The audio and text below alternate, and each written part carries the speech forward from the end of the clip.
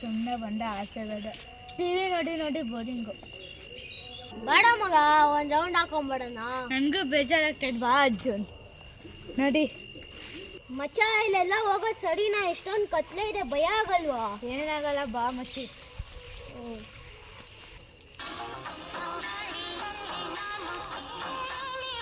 ಮಚ್ಚ, ಏನೋ ಇದೆ ನೋಡ್ದೇನು?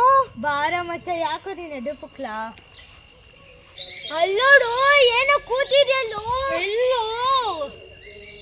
ಅಲ್ಲಿ ಮೇಲ್ಗಡೆ. ಹೌದು ಕಡೆ, ಏನೋ ಕೂಟೈತೆ. ಏನೋ ಮಾಡೋದು?